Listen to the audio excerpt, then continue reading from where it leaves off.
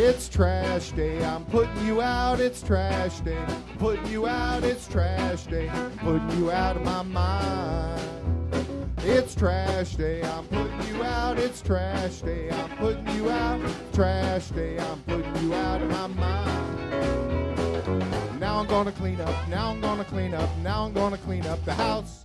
I'm taking all your garbage, taking all your garbage, taking all your garbage. It starts with some beer, so you shouldn't have fear. Two garbage guys with facts, but they both still have tact. It's that time at last for the best damn podcast. It's Can Crusher Day! And welcome to episode 50 of Can Crushers, where it's two everyday garbage men drinking beer, talking wrestling, and for episode 50 we have a huge surprise! Paul is still ill. Paul is nowhere to be found. Paul is just... No, guys, I know he sent me a text earlier today saying he's still kind of ill. He's got a couple other things going on. But nonetheless, I am going to crack open my refreshing Miller Lite because that's the only thing I have in my fridge. I only have Miller Lite because Mr. Bullers, your singing garbage man, has not paid up on two of his debts yet. One from Royal Rumble and now one from Elimination Chamber. So the beer is now getting into my stash. So that's why he hasn't been here the last 2 weeks. It's been double or nothing. Not stealing anything from AEW, but it's been double or nothing. And Miller Lite's the way it's going to be again. Guys, you know what Miller Lite is. It's a great beer. That is just my go-to every day. I got to have a damn beer after work, and that's what it's going to be. No Ethan today to ride shotgun with me because there's actually school. So a lot to jump into, but the most important thing that happened this week in professional wrestling, Roman Reigns comes back Monday night and tells everybody he is in remission. Throw all storylines out the window. Throw everything out the window. This is just amazing news.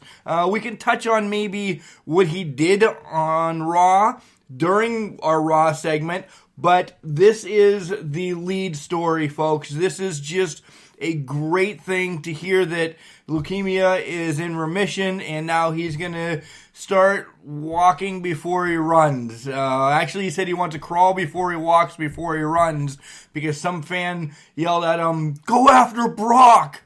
That would blow up all storylines heading into WrestleMania.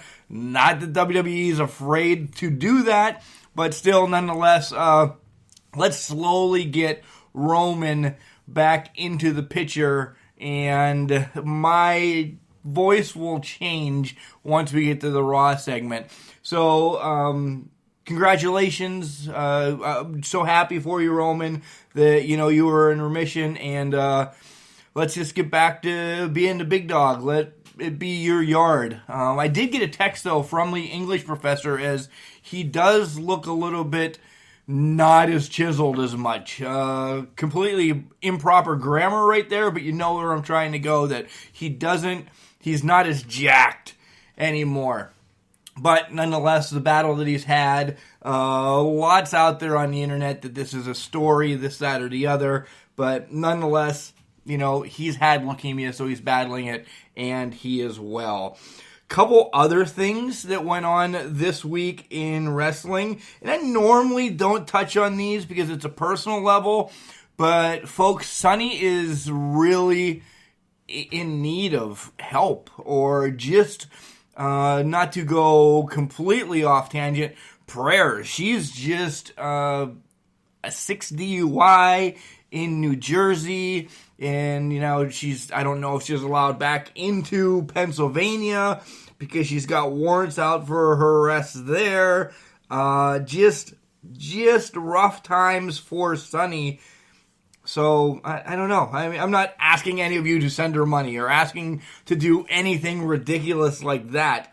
but just, the life, I don't live the life of a professional wrestler. Do I want to? Maybe for a couple months. Without my body taking the toll, because damn it, I'm 41 years old. I can barely move on and off the garbage truck now. But nonetheless, it's just, I understand she's just had a rough life. But, now it's Mark coming out. Keep Sunny in your thoughts and prayers just to kind of get over this hump that she's on. Cuts this past weekend. Ty Dillinger got his release. Tommy got his release. And TJP.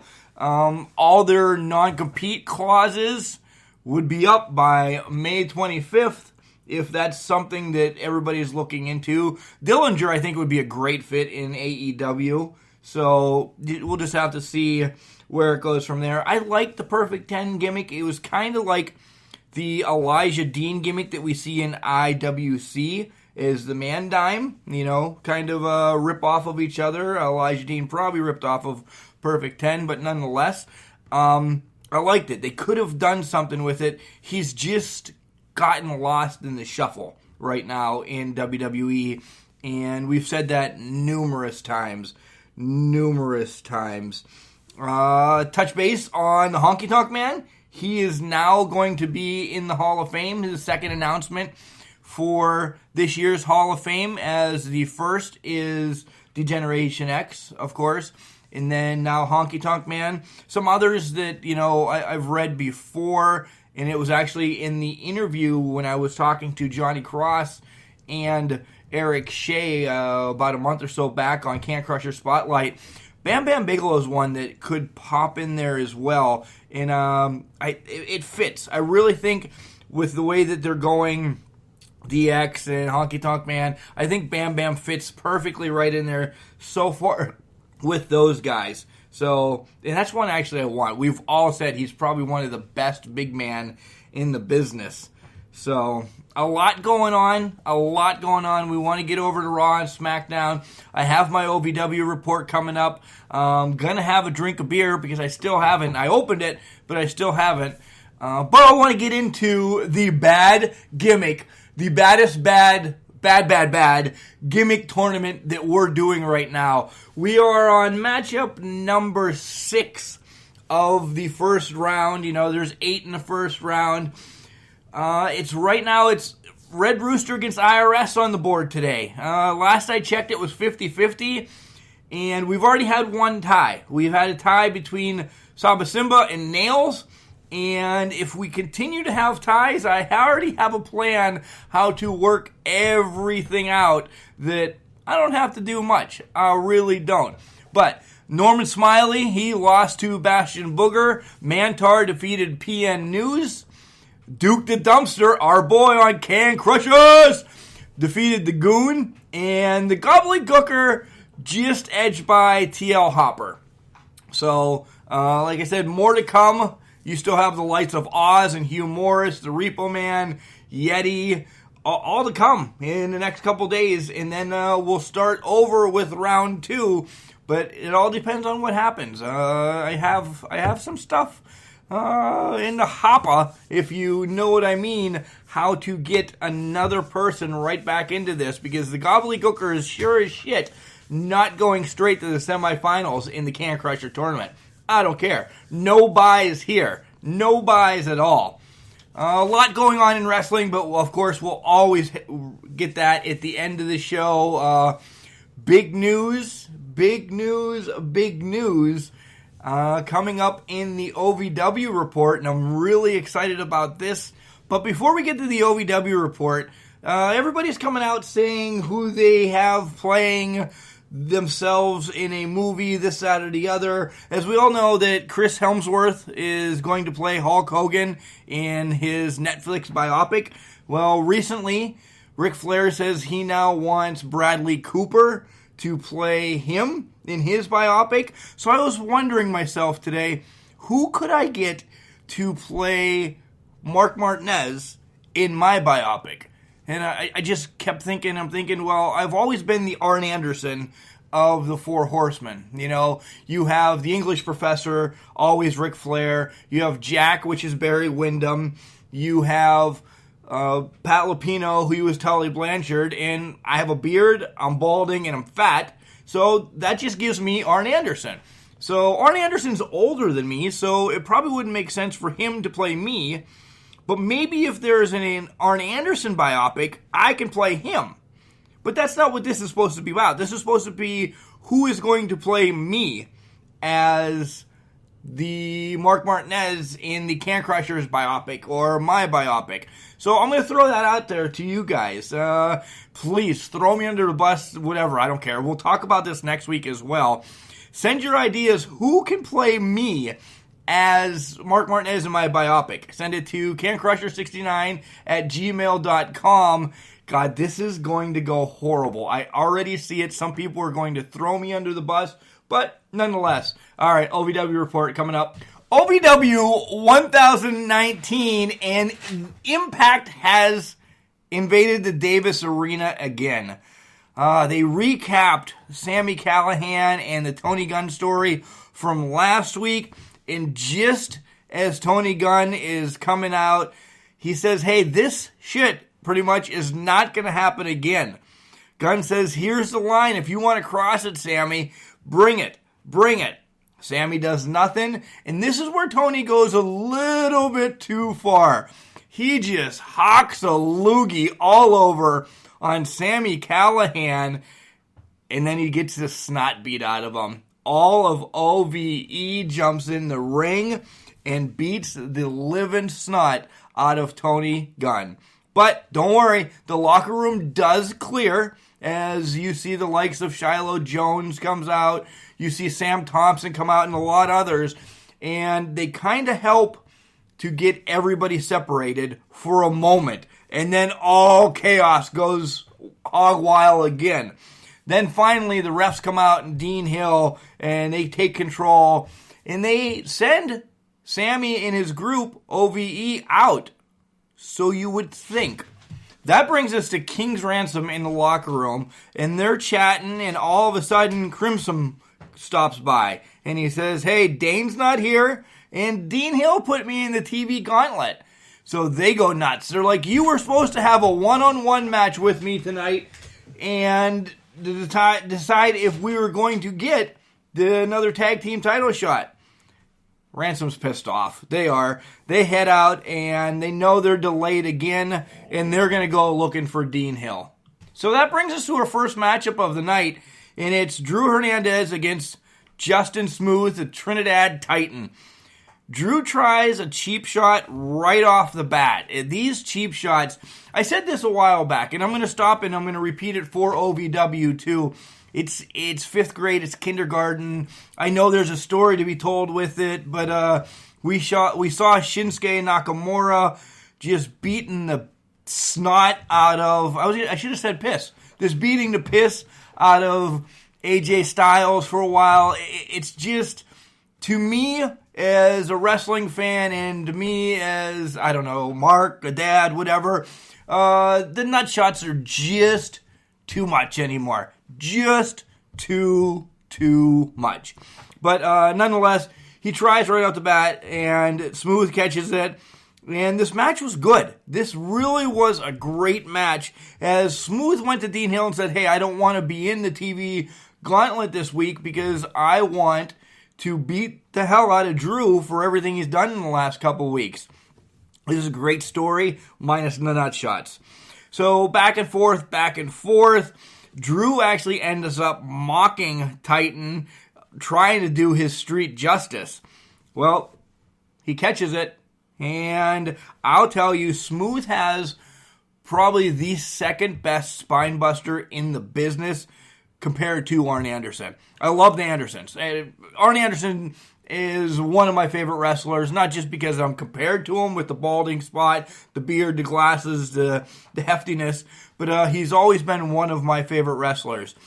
Justin Smooth does this spine buster so good. It just flows well, and the force that he drives his opponents into the ring with on this spine buster, I think this should be his finisher more so than Street Justice's big boot. But, whatever. Smooth Actually, then a little more tussle happens during the match, and Smooth is tripped and headbutts Drew in the ding-ding. And nonetheless, Drew does get up, and Smooth hits him with Street Justice for the 1, 2, 3. Folks, I can't tell you enough how excited I am for OVW next week. Sin Bodhi makes his return. The Warlord of Weird, just the most chaotic clown you've ever seen. Demented clown. You remember when Doink had that time of just being over the edge?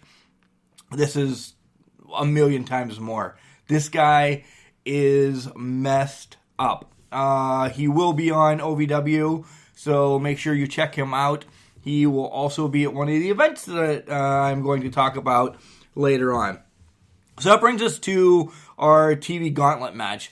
And it's KTD against Crimson right off the bat. And this is David against Goliath in height. But KTD starts quick, but Crimson's just too much for him.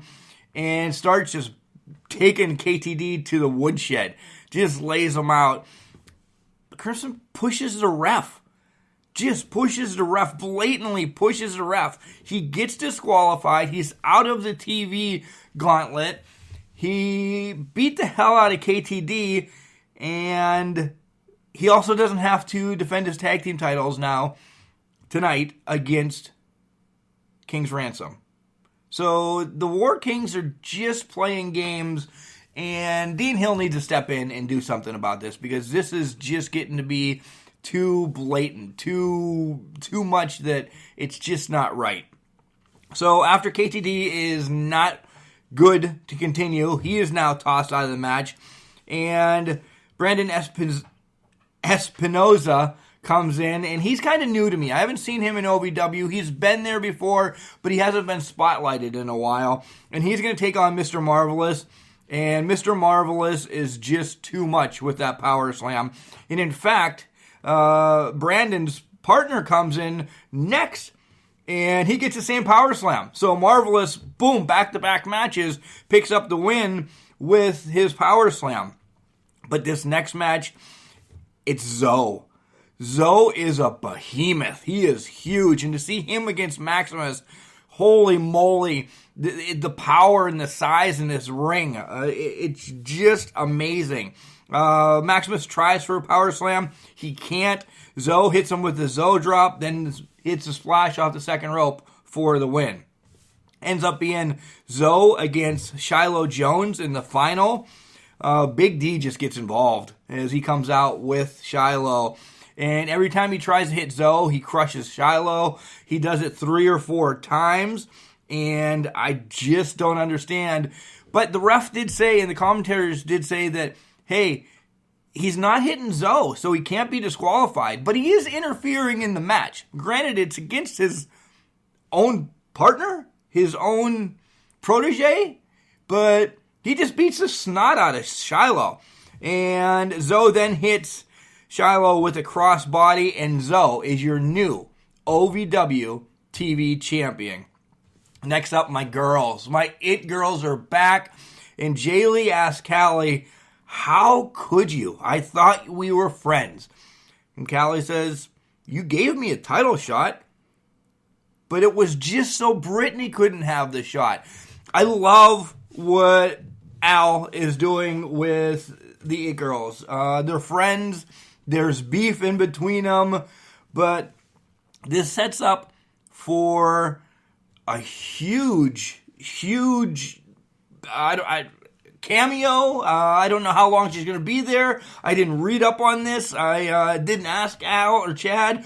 This kind of slipped through, everything. Thunder Kitty is now in OVW.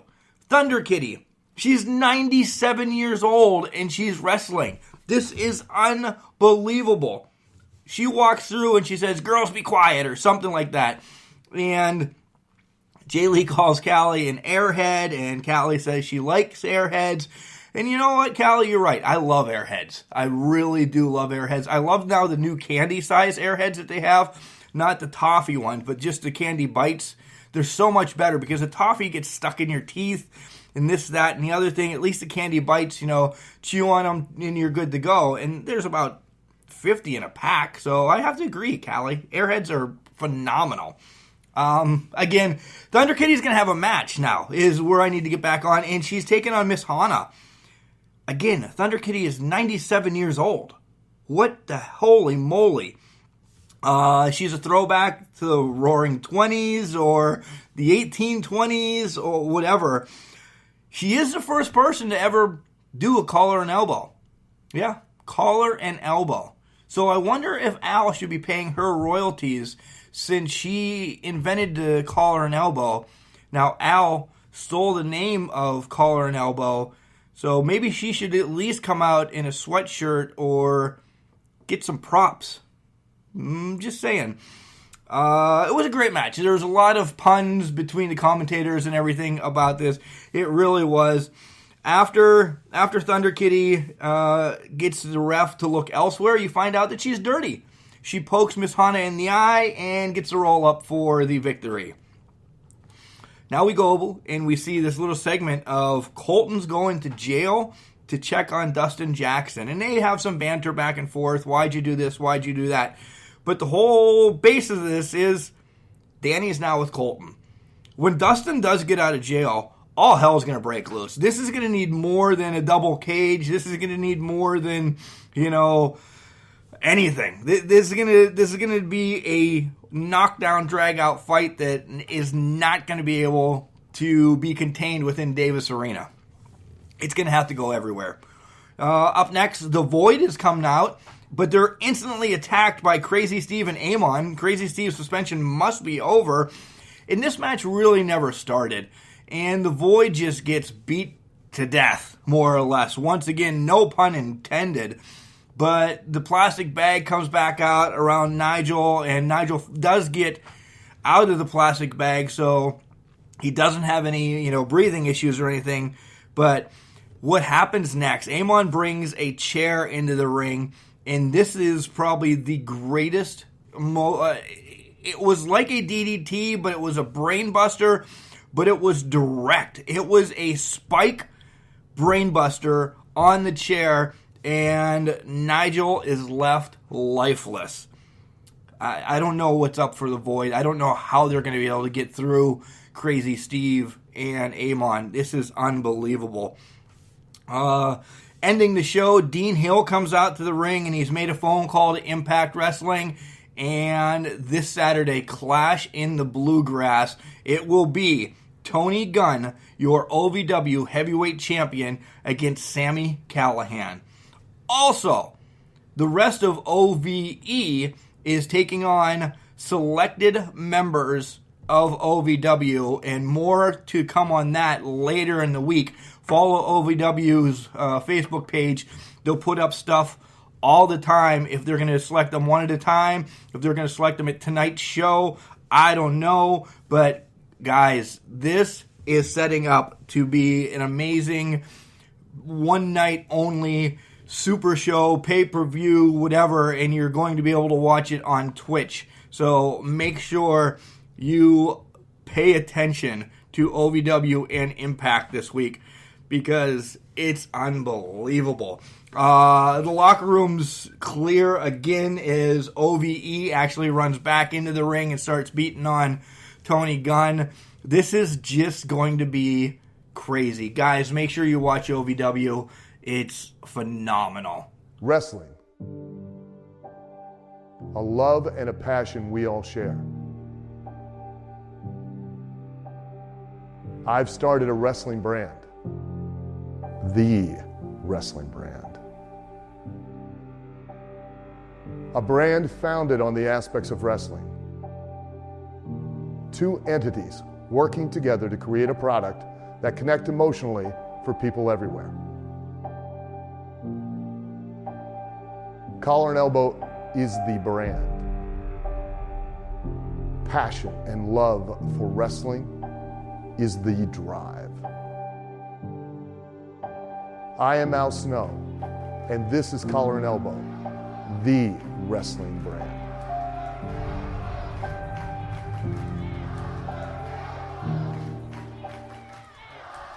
And we're back and we're ready to talk about Raw and Smackdown. Guys, very cut and dry episode today. As no puns, no Paul poking me, no doing anything. We're still hoping he bounces back from whatever he has. Still out from work, so I really haven't talked to him a lot for the old knee surgery that he's had.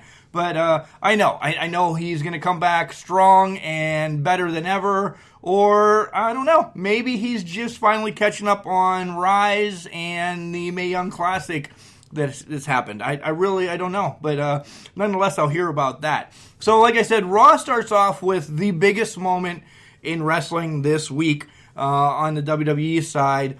And Roman Reigns comes out and says, hey, I'm in remission. And that's huge. That really is huge. It's great to see him, one healthy, one back. I'm not a Roman Reigns fan. I'm a Joe fan. I always hope for good health and so on like that. But Roman's needed. Roman's needed in WWE. He is the face. Becky's the face. Becky took over that. But, I mean, he's the big dog. So just to have him back and in the mix of things, it's great. Rollins comes out as Joe, as his real name's Roman, Mark. Okay. As Roman's leaving, Rollins comes out and they embrace. If you read anything recently, and I'm just going to tell you everything I kept reading because I needed to read some. Ambrose was supposed to come out, and I guess he made the decision not to. Some people say he was too emotional to come out, and they didn't really want that on screen. And then some have said he just decided not to come out because he's already told WWE, hey, see you later. But take that as you may. More to come on that later, as I always say. First match of the night is Aleister Black and Ricochet versus the Revival. And I like what they're doing with NXT. I really do. Is this long term, or are they just on until Mania and then they get sent back down? I don't understand the tag team of Aleister and Ricochet, and you see them a couple more times. But they're going to take on the Revival. And the Revival starts fast. They were ready for them. This was a spot fest. It really was. Flips back and forth. The Revival really didn't wrestle their type of match. If you guys know, I always like reverting things back. They're my new brainbusters. They are the Arn Anderson and Tully Blanchard that I think that's who they are. That's who I compare them to. Hopefully I'll get some words from you guys to say, yeah, that's a great comparison, Mark. Or, Mark, you're a moron. Why are you comparing them to that? Because they're so much better. But nonetheless, that's just who I think they are. I think it's great that we have the old school guys like the Revival. They don't want to do the flips. They just want to do the fists. They just want to fight. And there's nothing wrong with that. But do I like what they're doing with NXT guys? To be honest, no, I don't. They're promoting them and they're putting them in matches just so they win. Let them start a feud for a while on Raw and or SmackDown or something. I don't want these spotlight matches. They did beat the Revival, so now are they going to be the number one contenders? Is there going to be a title shot? I don't know. Hopefully we'll see down the line. Corbin's backstage, and he says, don't judge me on my past, because what I said when Roman was battling cancer. Corbin says the GM spot just got to him. It just got to him a little bit too much, and he hopes him and Roman's path do not cross. Well, that's just a setup for later on, folks, if you don't understand how wrestling works. Instantly got a text from Paul saying, oh boy, they're going to feed Roman. They're going to feed Corbin to Roman. And I said, yeah, hopefully that eliminates Corbin for a while, because I just think Corbin needs something else. I mean, I don't know if we need him to go away until he gets his long hair back, or if he gets a wig or something. But this whole general manager Corbin, the Applebee's host Corbin, it's over. It really is over. So, no. Elias is in the ring, and he's interrupted by Lacey Evans. And Lacey Evans walks to the ring and leaves. folks, this Lacey Evans bit is ridiculous. It really is. She said 2 or 3 words on A Moment of Bliss a couple weeks ago, and nothing is being done with this. There's no, tell me where the storyline is. Tell me where the storyline, why is she just trying to class the place up? Great. Walking back and forth. Do something. Attack somebody. Have a throwaway match of, woman A against woman B. Anybody. Bring in 2 locals to fight, or just something. Build this character better with Lacey Evans, because right now, she's a blonde walking back and forth to the ring, wearing gloves, taking them off, and then see you later. Elias tries playing again, and Ambrose comes out, and I don't know why he had to come out during Elias, because we didn't get to hear a damn song again this week, and he challenges Drew to a no DQ match. Elias, gets on Atlanta a little bit. He tries hitting Dean, and he misses, and then gets dirty deeds. So what's that setting up? Elias is recovering, and then out comes the Riot Squad. So I thought, oh no, what's the Riot Squad going to do? But after the break, the squad's in the ring, as it's Ruby and Sarah, and they're going to take on Nat and Rhonda. Nat took a beating. Literally took a beating, and I'm going to stop there for a minute. If this is all that Nat's down for now, is just being, and I don't want to call her supplemental talent, because she's so much better than supplemental talent, but she's not going to push. She's just Rhonda's friend, is what everybody knows her as right now. Oh, she's Rhonda's friend. She's Rhonda's friend. Nat's a hell of a wrestler. Paul's probably one of Paul's favorite women's wrestler. He loves her. He really does. I don't know. I really don't know. But the squad was smart, and the squad cut the ring in half and just focused on Nat. Once Rhonda got in the ring, it was, the 5 moves of doom. A toss, a punch, a toss, a punch. The knee she hit was pretty good, and then she gets the armbar. But what is Becky Lynch doing here? Becky Lynch, again, comes out to the ring. Oh, by the way, I didn't see this one coming. I really didn't see this one coming. I thought they were going to give her a week off. I really did, just to play it up a little bit more. Becky comes out, tries getting to Rhonda. They get a little bit on and off, but nothing really. And then Becky is arrested. See you later, Becky. She is, taken down to Atlanta PD. You guys have already seen them. Her mugshots are all over online. And see you later. It was the old Stone Cold getting arrested all over again. Rhonda's leaving, but then she comes back. She comes back to the ring, and she wants a mic, and she demands Vince to get his rear end out to the ring. She gets Steph, and I thought, Steph's going to get beat now. She's just going to beat every woman that's coming out to the ring. And after a horrible exchange of words from Rhonda and Steph, that to this day, I've not gone back and watched it. If I would, I still wouldn't know what she was trying to say. Nonetheless, what everybody takes of this is she wants Becky reinstated and put her in the match, whatever. Steph says, we can't do that. So Rhonda drops the title in front of Steph and walks out. Does that mean she's relinquished the title? Has she given it up? No clue. I mean, I don't want to say, well, we'll have to turn into Raw next week and find out. But this is unbeknownst. She just lays it down in the ring. Wouldn't it be funny? Wouldn't it be funny if Rhonda now throws a curveball in and does not work WrestleMania? You have to have Becky and Flair again. You have to. But does that... Tickets are already sold, so I'm not worried about that. Nor am I worried about if WWE is going to send me any money, because they haven't yet in 50 shows. Maybe it's on the way. Maybe because this one is number 50.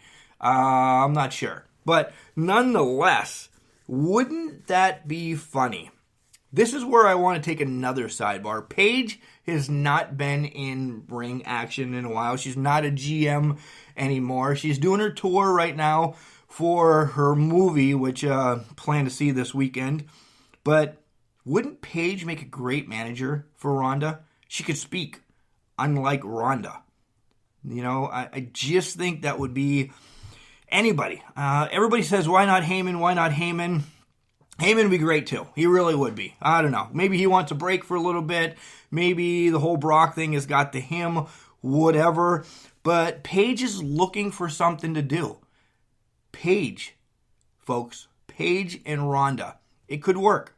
On the other end, Paige could jump back and forth. I think you put Paige back together with Mandy and Sonya. Or one of them. And Sonya's a great talker. I mean, I'm getting off on sidebars all over the place because Paul's not here to keep me riled in. But wouldn't Paige just make sense? It's a great manager. She's got a look. She understands the business. She was a GM. She can speak. Where else can I go? Give Paige something to do. And I know that she's out, publicizing her movie right now, as I said. But when she comes back, this would be the perfect opportunity. Jinder comes out. He wants a match since he wasn't invited to Flair's party. I was talking to some guys, so I really didn't get the whole gist of it, nor did I rewind because I saw Kurt come out, and Kurt just takes it to Kurt Angle, that is, folks, if you don't know. Not Kurt Hawkins, for some of you hoping that Kurt Hawkins was going to pick up a victory. But Angle comes out and gets Jinder to tap. And then he suplexes the brothers from, Atlanta to San Francisco. Those suplexes, who whipped them. You can tell that Kurt is in great shape again. And hopefully he gets some good matches because what I'm hearing is this is kind of going to be his farewell tour again. And whatever. I like Kurt in the ring, but Kurt, I don't know. We'll see. Alexis comes out for a moment of bliss, and she's going to have Finn as a guest. And, wow. I don't believe that it actually happened. Moment of bliss actually happened, folks. I was very happy that most of the show, most of the segment got off without a hitch. Until. But Alexa does say, hey, WWE, if you need a new champ now, I'm right here, and bye. She kind of stole that from Callie from OVW, but she does say bye to Ronda, and I think we would all like to say bye to Ronda for a little bit. But then sex talk starts that she wants to see Finn's abs, and I'll show you and then all of a sudden, out comes Leo. Leo, more or less, was trying to challenge for Bob, but Finn turns it around and says, all right, you want to have a Intercontinental title match right now? Let's go. And he's like, no. But apparently Alexa still had one more match in her booking contract as woman's GM. And she says, hey, the match happens now. So it's Leo against Finn. Finn gets a leg injury with my quotes. And it's back and forth. Leo's a great worker. He really is. He just I think he needs to break away of Bob. And I think that's what they're slowly doing. He can stay on Raw. He can go to Smackdown. Kind of change it up. He's going to be a mouthpiece all the time. But just suspend him. Give him a month or two off. Just to come back as something a little bit different than Bob's whiny manager. Because, as you heard, the English professor saw him in a 205 match or a main event match, whatever, when he went to Smackdown in Pittsburgh a few months back. And he can go. He stole the show. He's great. To see Leo and Finn go at it, or Leo and Ricochet, would just be unbelievable. Finn does get the hard-fought victory on one leg with the stomp. The Ascension meet up with Tucker of Heavy Machinery, and I don't even know why I'm going over this. Folks, I liked Heavy Machinery in NXT. I just cannot get over Otis right now. This whole Steaks and white. I don't know. They've made him more of a comic act than Santino already, and I don't know where WWE is going with this, but I don't know. Otis looks like a bowling ball. They said that. He looks like, I don't know. Otis shoulder blocks everybody in the equipment backstage, and I have really no comment. So Bob's backstage, and he's pissed that Leo didn't get the title shot for him, but Bob's not sure that he could trust Leo to come out as he fights Braun tonight. Reluctantly, he does let him come out, and now it's Bob with Leo against Braun. Bob starts beating him up before. This match just never really starts. Braun beats the snot out of both of them. He does a run around the ring, steamroller type of deal thing. And it's getting stale. It's getting stale to me just because they're two big guys wrestling. That's fine. I understand that. But let's move Braun along to something else. Really, I mean, he's fallen off of the Universal title shot. Just get him into, where the hell's Lars? Why isn't Lars around yet? Let's have him come out and beat the snot out of somebody, and maybe Braun or something. I just don't know. Miggy's getting restless. I don't know what's up with him today. Nonetheless, Miggy makes an appearance, by the way, on the Can Crusher Spotlight as he's talking to DL3's dogs on Friday. Wait till you hear that one. So Seth Rollins is backstage, and he's pepped up. He's ready to go. He's super pumped for his Mania match. But it's all secondary because he's so happy that Roman's back, and he's going to go have a couple beers with Roman right now. You see Flair getting out of his limo, and he's wooing everything, and he's just excited because it's almost time for the 70th birthday party for Ric Flair. Next up is the Dean versus Drew no disqualification match. I'm going to skip right to it. Why the hell is Dean wearing two belts? He has one to keep pants on and one to whip it off and, lay the tar down. I really don't know. Back and forth. Guess who comes out? Yep. Corbin and the other guy, Drew McIntyre, come out. Laying Dean down. And then this is where I am done with Roman already. I sent a text to the English professor and said, why? Why already? The Shield has a little bit of reunion as Rollins and Reigns comes out to save Dean. Dean really doesn't look at them until they're out of the ring and they look back and he looks baffled. But, was it the right thing to do? Yeah. But am I sick of it already? Yeah. Let Roman run by himself. Seth's got his own thing going on right now. Dean's on his way out. Let Roman go by himself. In fact, Roman needs to fight somebody, and I'm going to switch this around as I just said it. Let him fight Lars. Let him fight Drew. Let him build that by himself. It's Bayley against Nia, and tag team match was announced for Fastlane as the Legit Huggers will be taking on the Samoan Slaughterhouse. And Nia took Bayley to the woodshed. Bayley got control. Tamina tries to get involved. And then Bayley hits the Macho Man elbow for the win. Not a great match, not a bad match. Just setting up for them to have a tag team title match at Fastlane. So it's a Flair party time. And yeah, the locker room is all on stage. Seth and Triple H are already in the ring. HBK comes out, Ricky the Dragon Steamboat comes out, Sting comes out, and Kurt Angle. Why Kurt Angle? The only reason why I think Kurt Angle is him and Flair had some togetherness in TNA, because in WWE, WWF, it doesn't make sense. But I can't imagine that they are helping promoting Impact or TNA or whatever you want to call it. So, nonetheless, they call out Flair, and you go to the back, and you see Batista dragging a cameraman. That cameraman was literally on his knees being drugged through the arena.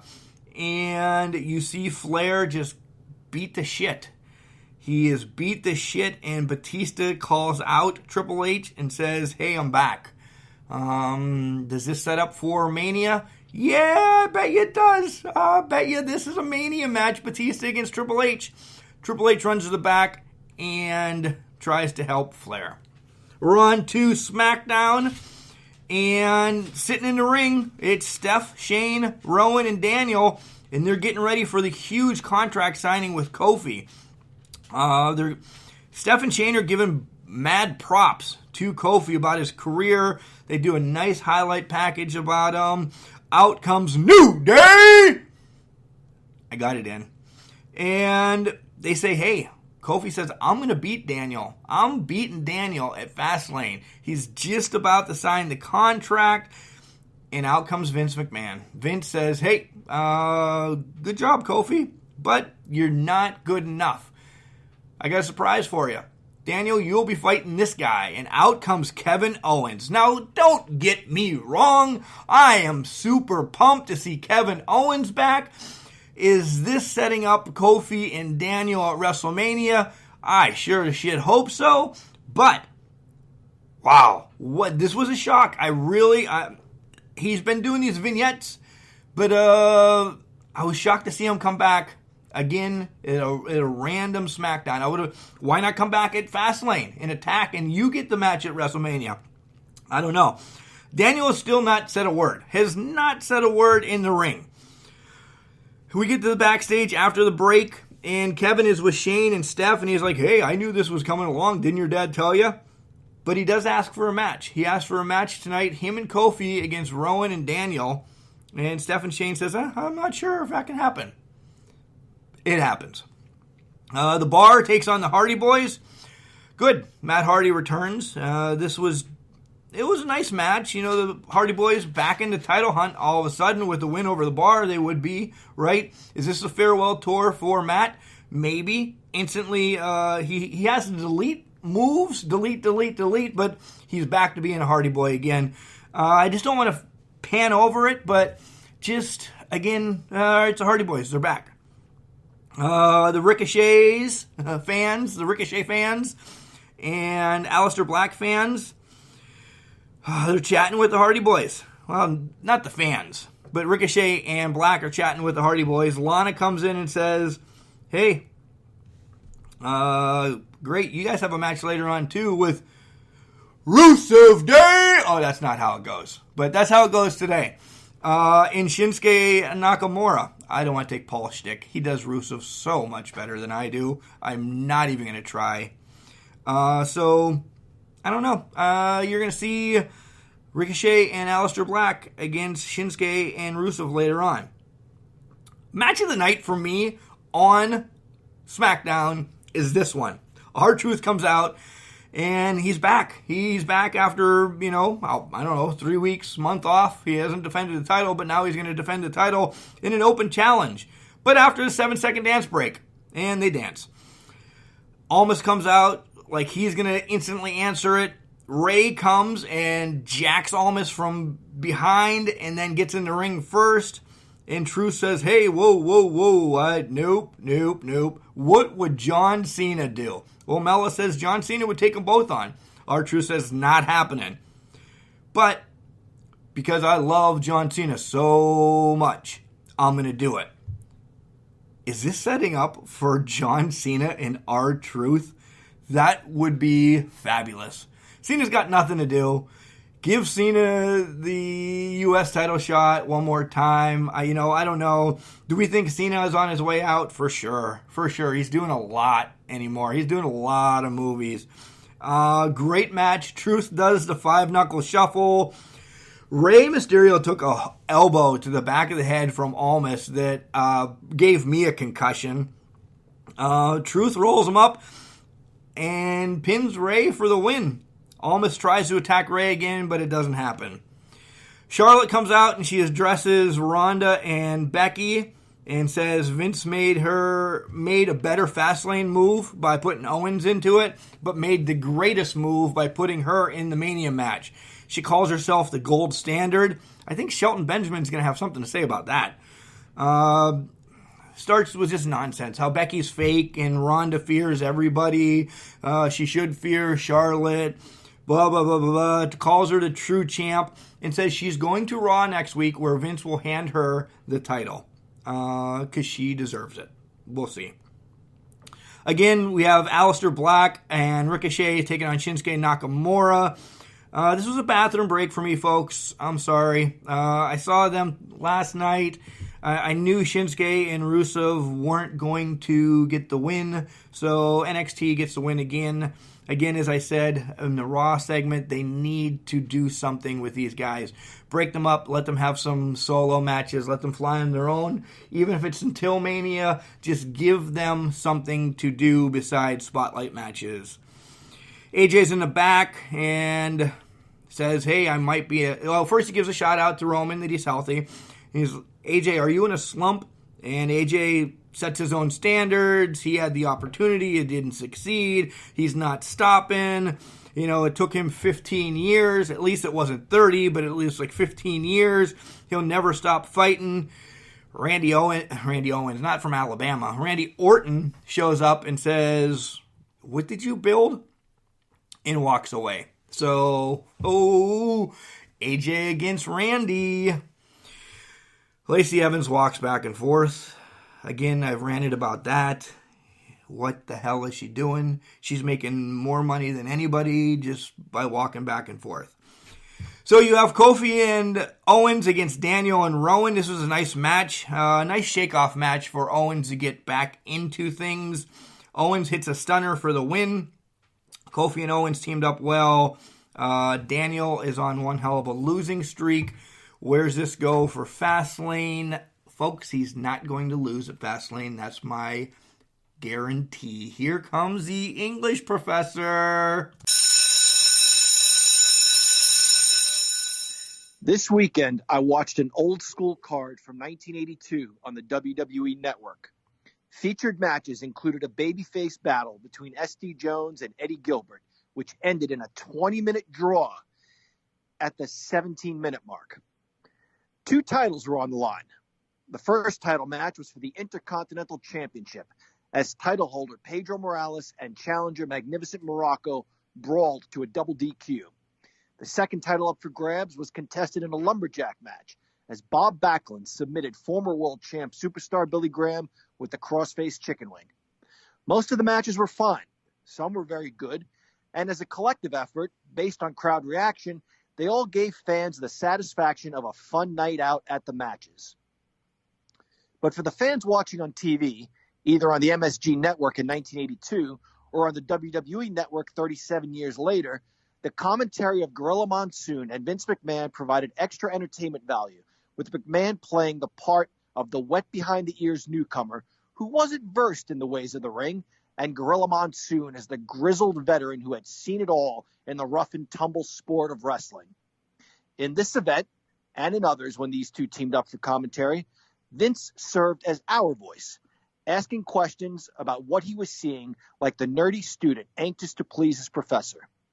The student-teacher relationship included McMahon referring to Gorilla Monsoon as Mr. Monsoon, and Monsoon calling McMahon by his first name. Oh, Mr. Monsoon, does this particular hold apply more pressure on the elbow or on the shoulder? Well, that's a good question, Vince. He doesn't have this hold applied properly. If he did, the pressure would be on the elbow. The way he has it, the pressure is on the shoulder. That is not the way you want to apply this hold. The pressure needs to be on the elbow. That is where this hold is most effective and where you can do the most damage. I see, Vince would reply. He learned something new, and so did we. As someone who talks way too much and loves the sound of my own voice, I thoroughly enjoyed Monsoon's over-explanation and punctuating of certain important words. And as the matches continued, so did Monsoon's volubility on matters concerning win-loss records, world tours, the referee's poor positioning, the ill effects of wrestling barefooted, the pros and cons of wearing a mask, one wrestler's lack of killer instinct, and another wrestler's potential to become championship caliber. And it made me wonder, whatever happened to color commentary? In art, vulnerability is key because it can lead to empathy and likely greater conflict. That's why Nas, a gangster rapper with terribly misogynistic lyrics, can still touch our hearts when he raps to us about missing his mother, whom he lost at a young age. That's why we feel sad when Vito Corleone, whom we know is a drug dealer, pimp, racketeer, and bootlegger, dies in his tomato garden while playfully chasing his grandson. That's why Bobby Heenan and Gorilla Monsoon never tried to upstage one another. According to the Brain, they set up their arguments for failure so the other could make a point. That's why we felt badly for Monsoon when the Brain got one over on him, and Monsoon had no choice but to keep his mouth shut. But we also felt badly for Heenan sometimes, even though he deserved it, when Monsoon would dig a little too deeply into the Brain's bruised ego. The point is, their banter added to the story and to the entertainment. But in today's WWE, where everyone is a superstar, vulnerability only exists as a quick joke, as an opportunity for Curt Hawkins to make a cartoonish face after yet another loss. And what we get in terms of commentary are the likes of Corey Graves, Tom Phillips, Byron Saxton, and Michael Cole, all trying to be funnier than the guy sitting next to them, when at least three of those guys should be the straight man. And while the idea of having Renee Young in a commentary team is the right thing to do, I get no sense of what she's trying to accomplish. Maybe we're all too wise. Maybe going back to discussing the effectiveness of a hold isn't entertaining. Maybe a commentator with wrestling experience giving us the inside scoop on what it's like to be in the ring just doesn't fly anymore. But maybe it could. We've had glimpses of it. Corey Graves saying things like, "What do you know about it, Phillips? You've never been in the ring." Or discussing his championship accomplishments and failures during a title match lends credence to the program. Byron Saxton should follow suit. A new fan tuning in would never know Saxton was a former wrestler because he never tells us. In fact, there's not much I get out of Saxton.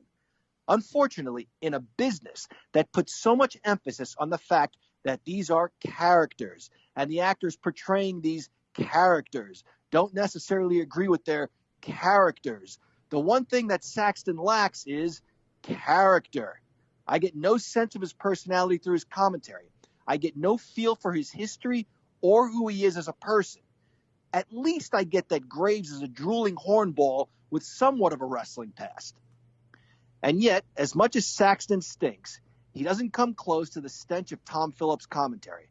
With Phillips, forget about any in-depth analysis, as the names of all moves have been replaced with "ooh," "oof," and "oh." If it isn't clear, Gorilla Monsoon was my favorite play-by-play guy. My second favorite was Gordon Soley, who showed that you couldn't fake energy. You had to really feel it. And energy didn't necessarily mean shouting, so long as you were truly present in the moment and focusing on your work of watching and describing wrestling matches. Scott Hall once said if you could give new guys some advice, it would be to watch old stuff. WWE announce teams, watch old stuff. And in today's English tip of the week, we're going to discuss the items in a series, comma. When you list two items, you only need a conjunction between them. Example, Arn Anderson and Tully Blanchard. We're only talking about two of the horsemen. We have the conjunction "and," so we don't need a comma. When you have three or more items in a series, you need a comma between all items, along with the conjunction before the last item. Example, my DVD was signed by Arn Anderson, comma, Tully Blanchard, comma, Ric Flair, comma, Barry Windham, comma, and J.J. Dillon. The comma before the conjunction is known as the Oxford comma. Such styles such as AP do not require the Oxford comma. The English professor demands the Oxford comma. The items in a series don't just have to be individual items. They can be full sentences. To paraphrase Bobby Heenan when he referenced the Colossal Connections WrestleMania 6 rematch against Demolition, "We're going to axe, comma, we're going to smash, comma, and we're going to keep these belts in the Heenan family." Each item in that series could stand on its own as a sentence, but to make them one long sentence as items in a series, you follow the same rule you followed earlier with the Four Horsemen. There's a comma between each item and before the conjunction. And with that, class, you're dismissed. And it's our final segment, which you know it is the garbage tip segment. But before, we have to send out our thank yous to everybody. Pro Printing and Office in St. Mary's, Pennsylvania. Give them a call. They can hook you up with anything that you need printed. 814-834-3006. Swanson's Auto Body and Customs. He can make your car look good. We can mess it up, but he can make it look good. 814-389-2294. Guys, collar and elbow. I talked about it when I was talking about Thunder Kitty. Collar and elbow. Hats, hoodies, sweats, shirts, jackets. Guys, they got great merchandise. I live in my collar and elbow hoodie. It's ridiculous how much I like that and how I like my American Dream shirt from Collar and Elbow. Guys, when you're checking out, type in OBW for 10% off. Like I said, it's great. You'll like everything. CollarandElbow.com. Al Snow did some great work with this merchandise. You can find us on Facebook, Instagram, and Twitter. All of it is at CanCrusher69. Guys, our Gmail is CanCrusher69@gmail.com. Send us over questions. I challenged you guys earlier today as who would play me in the Can Crushers biopic. Website, https://cancrusher69.wixsite.com/cancrushers. Guys, you're going to see this website around. Let me just tell you that. That and our Gmail will be around hanging very soon. Check us out on several, many, a lot, however you want to say it. Podcast outlets: Boxcast, Overcast, Alexa, Stitcher, Buzzsprout, Bullhorn, Google Podcasts, iTunes, Spotify, TuneIn Radio, and iHeartRadio. Guys, our live show is going to be canceled this week as we are heading to an event to possibly do some work and meet up with some people. So nonetheless, we will not be on the air live tomorrow night. But when we are on Blog Radio. You can check us out there. It is Face Off with Facemeyer. It's a logo that says I love sports. Make sure you listen to this site, this station. A lot of great material on there. I want to give a shout out to Brenda for hooking us up. And I'll give you the phone number. You can call in when we do become back on air. Become back on air? When we will be back on air. Nonetheless, you know what I'm trying to say. It is 563-999-3462. And like I said, we'll be back on next week for that. And next week when we do have our live show, we want call-ins. We want everybody to call in as we want to fill the lines up and we want to talk about your Mount Rushmore of wrestling. I want your facts. I want why those four are on there. And let's fill this hour up about talking. We have one of our buddies, Big Steve Delicious, who will definitely be on the show with us. He'll talk with us. We're trying to get Big Steve to do maybe a segment or two on the Can Crushers podcast. We're working some details out with Big Steve. But nonetheless, yeah, it's garbage tip time. Garbage, garbage, garbage, garbage, garbage, garbage, garbage, garbage. And your garbage tip is brought to you by me, the only garbage man here this week. As I said, Paul still feeling ill or under the can or under... I don't know, Paulie boy, but no, he's doing fine, just pulling sticks. He had a few things pre-engagement, so nonetheless, I get to poke fun at him because he's not behind the mic and I am, and he can only listen to me make fun of his sexy ass. Thursday night, February 28th, in Pittsburgh, WrestleRex, Ray Phoenix, Sin Bodhi, King's Ransom are going to be there. You guys should as well. DJ Z will be there. A few other IWC stars will be in the house. Guys, support indie wrestling. I cannot keep beating this into your head. Go support them. March 9th in Altoona, Pennsylvania, Imagine Wrestling. Myself and Colin Maines, who has been on the show a few times, will be in attendance, and we will be hanging out with Bob Backlund and Raging Bull Manny Fernandez. We'll see some other IWC stars as well as Locked and Load. No, the main event. Yeah, that's their name. Is going to be there. So hopefully we can chat with them. On March 16th, guys, my birthday's the day before, just in case anybody wants to send me any presents. March 16th, IWC 18. First time ever. Title versus title. Wardlow, the heavyweight champion, will be taking on the IWC Super Indie champion, John McChesney. You'll have some Super Indie qualifying matches.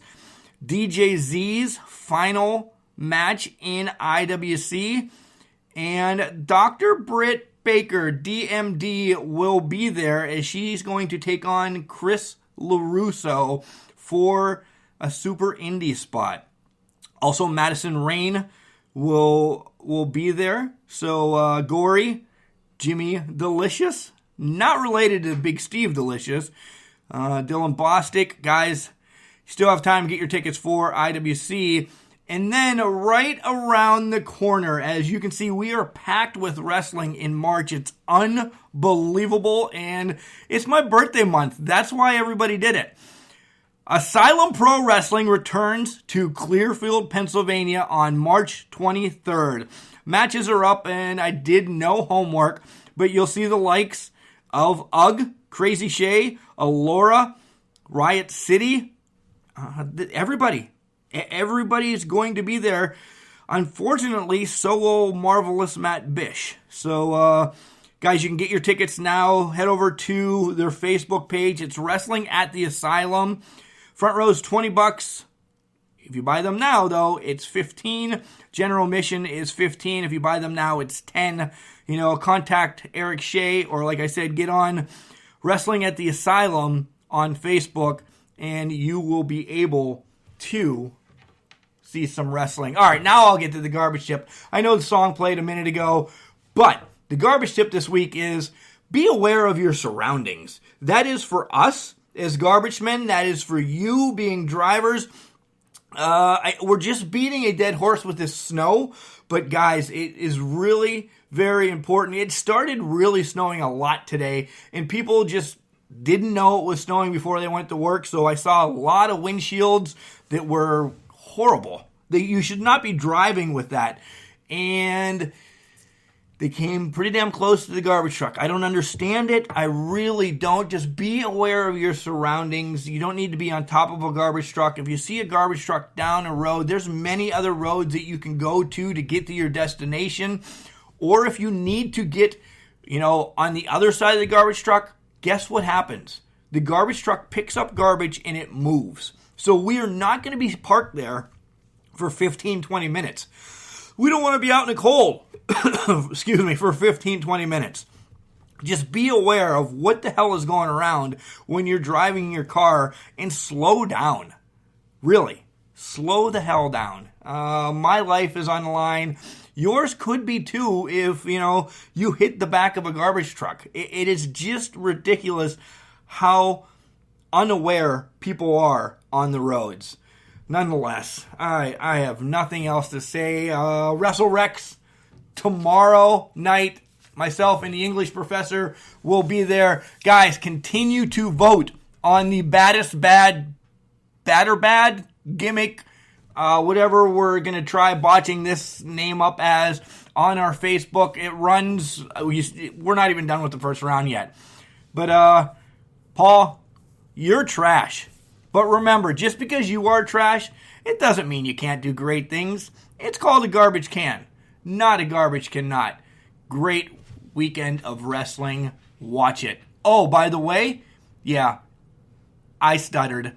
OVW this Saturday night on Twitch. Battle in the Bluegrass. You'll hear more of this Friday during Can Crusher Spotlight.